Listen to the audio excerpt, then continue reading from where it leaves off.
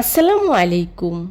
আজকে আমি আপনাদের সাথে শেয়ার করছি খুবই মজাদার এবং লোভনীয় একটা রেসিপি, কাঁঠালের বিচি দিয়ে দেশি মুরগি রান্না। এই রান্নাটা অনেকেই অনেকভাবে করে থাকেন, তবে আমি যেভাবে রান্না করি সেই রেসিপিটাই আজকে আপনাদের সাথে শেয়ার করেছি। আশা করছি আপনাদের কাছে খুবই ভালো লাগবে। যদি ভালো লেগে থাকে তাহলে অবশ্যই একটি লাইক দিয়ে পুরো ভিডিও জুড়েই আমার পাশেই থাকবেন প্লিজ। আজকের এই মজাদার দেশি মুরগি দিয়ে কাঁঠালের বিচি রান্না করার জন্যে প্রথমে আমি এখানে নিয়েছি একটি দেশি মুরগি। এখানে আমি প্রায় 1.5 কেজি পরিমাণের একটি দেশি মুরগি নিয়েছি। মুরগিটাকে খুব ভালো করে কেটে ধুয়ে পরিষ্কার করে নিয়েছি। তার সাথেই নিয়েছি কাঁঠালের বিচি। কাঁঠালের বিচিগুলোকে আমি অফ ক্যামেরায় খুব ভালো করে কেটে ধুয়ে পরিষ্কার করে নিয়েছি এবং কাঁঠালের বিচির উপরের যে লাল আবরণটা আছে সেটাকেও আমি খুব ভালো করে পরিষ্কার করে নিয়েছি। কাঁঠালের বিচি পরিষ্কারের একটি টিউটোরিয়াল ভিডিও আমার চ্যানেলে রয়েছে, আপনারা চাইলে ভিজিট করে আসতে পারেন। এবার চুলায় একটি প্যান বসিয়েই তার মধ্যেই দিয়ে দিচ্ছি রান্না করার রেগুলার তেল 1/3 কাপ। তেলটা হালকা গরম হয়ে আসলেই দিয়ে দিচ্ছি কিছুটা গোটা মশলা, তেজপাতা, এলাচ, দারচিনি, লবঙ্গ। কয়েক সেকেন্ডের মতো ভেজে নিচ্ছি। ভাজা হয়ে গেলেই দিয়ে দিচ্ছি পেঁয়াজ কুচি 1 কাপ। এখন পেঁয়াজটাকে বেশ কিছুটা সময় নিয়েই তেলের সাথে খুব ভালো করেই ভেজে নেব। আমি এখানে 1 কাপের মতো পেঁয়াজ কুচি ব্যবহার করেছি, তবে আপনারা আপনাদের প্রয়োজন অনুযায়ী পেঁয়াজটা ব্যবহার করবেন। পেঁয়াজটাকে আমি খুব বেশি ভাজবো না।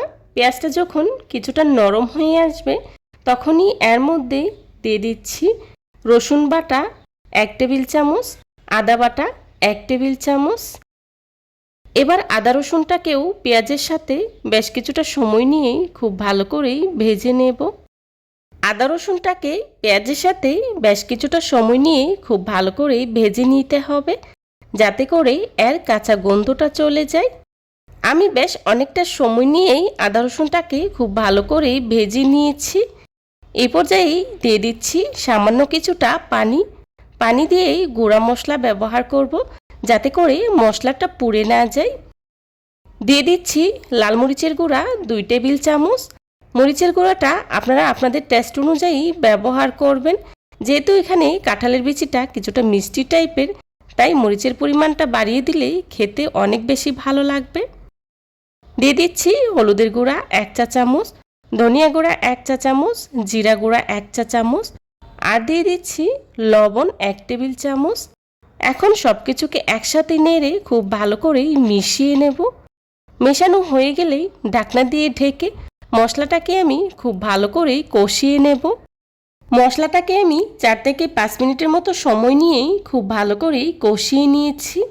যে কোনো তরকারির মশলাটা যদি খুব ভালো করে কষানো হয় তাহলে কিন্তু তরকারিটা খেতে খুবই ভালো লাগে।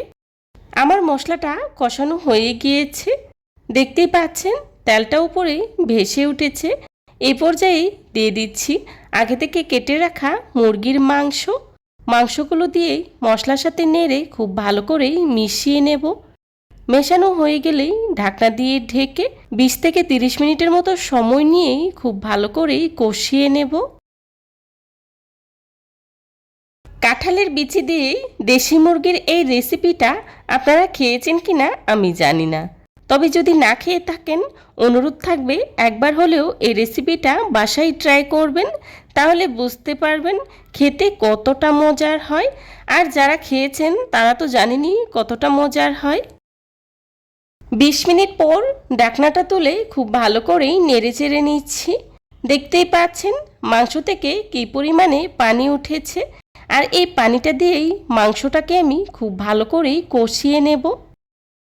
এই পর্যায়ে চুলার আঁচটা মিডিয়ামে রেখে মাংসটাকে আমি বেশ কিছুটা সময় নিয়েই খুব ভালো করেই কষিয়ে নেব।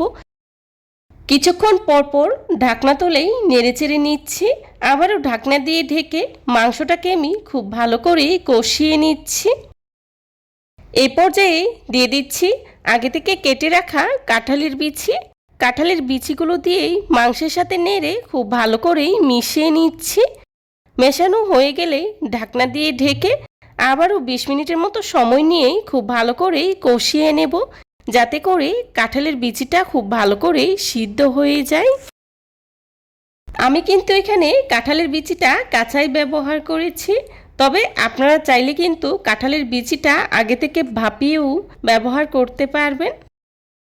মাঝখানে আমি কয়েকবার ঢাকনাটা তুলে খুব ভালো করে নেড়েচেড়ে দিয়েছি, যাতে করে মশলাটা প্যানে লেগে না যায়।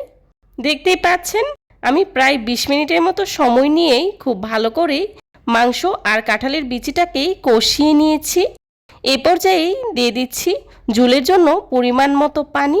পানিটা আপনারা যে যতটুকু ঝোল রাখবেন সেই অনুযায়ী ব্যবহার করবেন।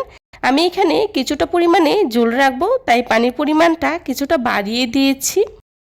আর এখানে আমি গরম পানিটা ব্যবহার করেছি, আপনারাও চেষ্টা করবেন গরম পানিটা ব্যবহার করার জন্য।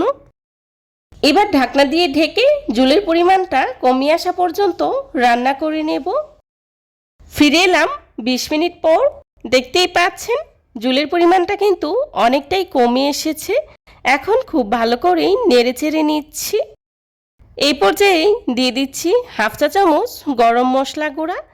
গরম মশলা গুঁড়াটা অবশ্যই দেওয়ার চেষ্টা করবেন, এতে করে তরকারিতে খুব সুন্দর একটা ফ্লেভার পাওয়া যায়। আবারও নেড়ে খুব ভালো করেই মশলাটাকে মিশিয়ে নিচ্ছি। ব্যাস তৈরি হয়ে গেল আমাদের কাঁঠালের বিচি দিয়েই দেশি মুরগি রান্না। দেখে নিশ্চয়ই বুঝতে পারছেন রান্নাটা দেখতে কতটা লোভনীয় হয়েছে, আর খেতেও কিন্তু ভীষণ মজার হয়েছিল।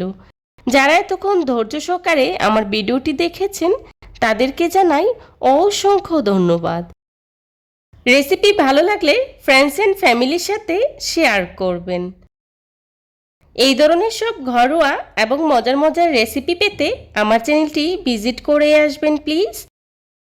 আমার পরবর্তী রেসিপি দেখার আমন্ত্রণ জানিয়ে আজকের মতো এখানেই বিদায় নিচ্ছি। সবাই ভালো থাকবেন, সুস্থ থাকবেন। আল্লাহ হাফেজ। আসসালামু আলাইকুম।